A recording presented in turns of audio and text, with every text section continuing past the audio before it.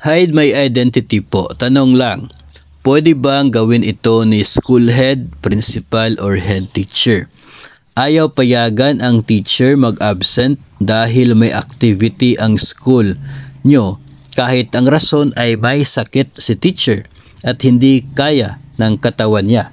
Makatao po ba ito? Kahit sino po siguro yung tatanungin natin dyan ay siguradong alam natin yung isasagot nila. Hindi makatao, no? Dahil legit yung sakit, may nararamdaman, hindi kaya ng katawan, bakit hindi papayagan? Ayon po sa omnibus rule ng leave of absence, by definition, ang leave of absence is generally defined as a right. Ito po ay karapatan. Right granted to officials and employees not to report for work with or without pay. So kahit without pay pa yan, kung gustuhin nyo talaga na hindi siya pumasok, basta within doon sa prescription ng rules, ay may karapatan siya na hindi talaga pumasok. As may be provided by law and as the rules prescribed in Rule 16 hereof.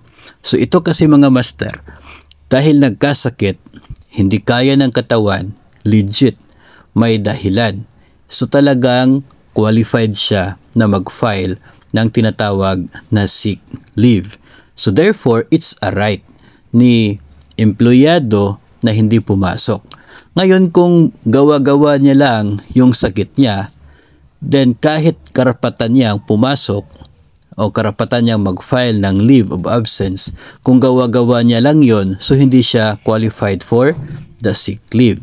Although may karapatan pa rin siya na hindi pumasok doon, pero disqualified siya doon sa sick leave na portion kasi ayon sa rule ng sick leave ay dapat nagkasakit ka or your immediate family. No? So, pwedeng gawin yun na personal leave, pero may karapatan talaga yung empleyado na hindi papasok. Ngayon, depende na rin kasi yan, no? Pagdating sa mga actual na sitwasyon doon sa mga paaralan, minsan ay mga nagkakaroon ng agreements yan kapag may mga activities. May mga agreement na ginagawa, especially kapag masyadong vital yung presence ng isang empleyado na maging part ng isang activity.